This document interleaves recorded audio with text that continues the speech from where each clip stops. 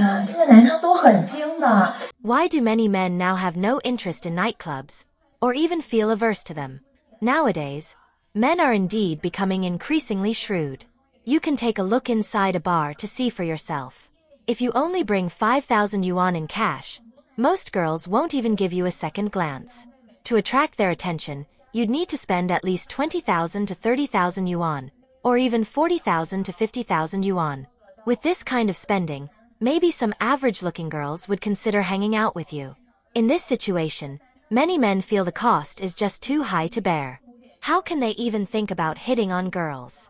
It's easier to stay home, spend 200 yuan on a lipstick, and chat with girls on dating apps. Who knows, you might even find a girl willing to call you husband or big brother. Of course, no man wants to waste money on girls at nightclubs, especially since nightclub girls are usually savvy and materialistic. And men are becoming increasingly aware of this, so most are simply unwilling to go to nightclubs. Think about it.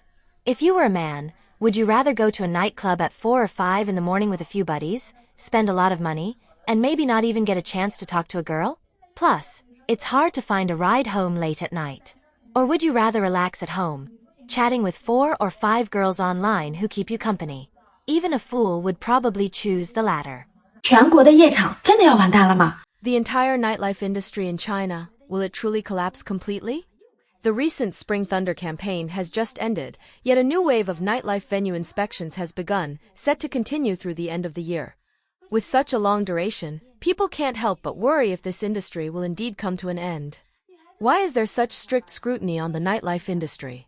The reasons are actually quite clear. The current economic environment is not optimistic, with many young women flocking to work in nightlife venues, avoiding marriage, or even getting divorced in increasing numbers. Some women, unable to find suitable employment, choose nightlife work, believing it can bring them substantial income. However, this also means they have moved away from the role of building a life with a partner and sharing family responsibilities with men, which has a severe negative impact on birth rates. In the past, while there were inspections of the nightlife industry, they were not as intense as they are now. Today, it has reached a point where inspections are unavoidable because many young women see nightlife as their last lifeline, entering this field at a young age and gradually adopting distorted values. The number of women employed in nightlife venues across the country is immense, conservatively estimated at several million. One woman represents one family, and behind these millions of nightlife women are millions of families. These women not getting married or having children directly reduces the number of newborns in society. The country is currently promoting policies to increase birth rates, and the nightlife industry clearly goes against this goal, becoming one of the obstacles to social development and, thus, a target for strict inspections. So, after a large number of nightlife venues close, where will these women turn? At present, there are a few alternative options. First, the live streaming industry. Next, billiard halls. Third, yacht services. Then, private cinemas. And lastly, business companionship services, among others. So, men, you no longer need to spend recklessly on nightlife girls. In the near future, you may not even need to spend so much money to find a chance to date a pretty girl, just providing some living expenses might be enough for a happy relationship. Moreover, I notice that more and more men are waking up to the fact that nightlife girls are all gold diggers. Their desire for money is like a bottomless pit. So, as for the future of nightclub girls, let's wait and see. 做夜场的女孩子还纯洁吗？ Are girls who work in nightclubs still pure? Today, let's talk about the topic of nightclubs. I believe everyone knows what places we're referring to when we mention nightclubs. First, let's discuss girls who work in massage parlors. Most of these women are married and over 25 years old. Due to their husband's low income, they have to work to supplement the family income. Generally speaking, their service rates usually don't exceed 300 yuan. If the price goes beyond 300 yuan, there's definitely something questionable involved. I believe everyone understands what that implies. Next, let's look at girls in bars, who are mostly young people born after 1995 or even after 2000. This group has a very complex composition. Compared to the women in massage parlors, there's a higher proportion of unmarried women in bars. Among them, many have no savings, no car, no house, and even have debts. The third group includes girls who work in KTVs, Don't be misled when they call you big brother or big sister while you're spending money there, making you feel good. In reality, they're only interested in the money in your pocket, and their words are often insincere. So if you're just going to KTV to have some fun, treat it as entertainment and don't take it too seriously. The last group is the girls in clubs. The clients who come to clubs have very clear intentions, and the women working there tend to be bolder. This reminds me of a scene from the movie Due West, Our Sex Journey, where the main character enters a club, and after the woman enters the room, he asks, "How many times do you shower a day?" She responds, "I shower 5 or 6 times a day." At this moment, he starts to question her purity. Is she truly clean or not? After struggling with his thoughts, he ultimately chooses not to dig deeper. So, are these girls in nightclubs truly clean? Are they pure? Actually, the so-called clean or unclean is based on patriarchal thinking. You have to understand, the market demand exists here. Without male consumers, this industry wouldn't exist. Therefore, in any industry, when we take off our clothes, we are all primitive people. When we put on our clothes, we are civilized. Nobility versus inferiority, purity versus impurity, cannot be judged in one word. The true judgment lies in whether one has betrayed their own conscience, harmed others, or impacted the country. These are the standards for judgment. Many people are curious about the ultimate destination of women who work in nightclubs. Those who work in bars, nightclubs, and KTVs, who do they end up marrying? We all know that in the United States there are heroes like Spider-Man who save the world, whereas in China, there is a figure known as a jipanxia, someone who often chooses to marry these women despite knowing their past. I have a friend who is a prime example. He met his girlfriend who worked in private rooms serving drinks, often dressed provocatively, wearing large, flashy earrings. They've been married for 8 years, but now they're divorced. During her pregnancy, she was relatively well behaved, but after the child was born, she returned to her former lifestyle, going out all night, drinking and playing cards, often not coming home until morning. What's more, the bars she worked for were all local, meaning her clients were also people from the same city. After giving birth, she started dressing up extravagantly again, just like before. Every night, different friends would wait downstairs to go out with her. She always calmly explained, "They're just friends, we're just playing cards, drinking a bit, nothing serious, right?" Sometimes she'd be out drinking until 5 a.m., sometimes all night. This marriage lasted 8 years. She never worked, and ultimately she spent over 1 million yuan of his family's money, and they still ended up divorcing. Afterward, my friend told me he deeply regretted chasing her beauty alone and neglecting other important factors. You see, women working in nightclubs are indeed very beautiful. Nightclub owners wouldn't choose unattractive women, so they are usually tall and stunning. Another friend of mine had a similar experience. His wife worked in the nightlife industry before they got married. They knew each other for only 7 days before starting a relationship, and just 15 days later they got a marriage certificate. Back then she told him, "Now that I've met you, I want to live a proper life." However, now I suspect that she might have decided to marry him after becoming pregnant with someone else's child. She had previously dated over 10 boyfriends and traveled frequently. After they got married, my friend discovered that she was still actively using various social apps, constantly chatting with strangers. Before the marriage, she even went to the hospital for a checkup and was diagnosed with some skin conditions. A year into their marriage, she began treating his parents and him poorly, and they separated just 1 year after marriage. It's been 5 or 6 years now. He told me that the only reason he's maintaining this relationship is that she treats their child relatively well. But whether this child is truly his, even that has become a question. Many women who work in bars, nightclubs, and KTVs hope to find a jipanxia to rely on for the rest of their lives. This jipanxia is often a stable, down-to-earth man willing to live a serious life. My friend is exactly this type of person. Yesterday he asked me for advice, whether he should keep enduring this situation or opt for divorce. I told him, given that they separated only a year after marriage, and it's been 5 or 6 years since then, what's left to wait for? For a woman like her, you can't expect her to change. She was who she was before marriage, and she will remain the same after. Sometimes we need to understand that people don't change. You can't change a person, not even your partner, because even changing ourselves is challenging. If she's a bad girl deep down, then there's simply no chance she'll change. It's like a tree whose roots have rotted. Can you really change her? Men, remember this. Don't try to change others. In the adult world, all we can do is make choices, not change others. 混圈女最后都嫁给了谁呢？ What kind of men do club girls eventually marry? I know one such girl. She's 1.72 meters tall, has striking looks, and a pretty good figure. While in college, she often went to bars and was very popular. Later, she realized that clubbing wasn't just fun. It could also be profitable. So, she became well acquainted with the bar staff and gradually started working part-time in the atmosphere team, sometimes even DJing. She gradually gained quite a reputation in this circle.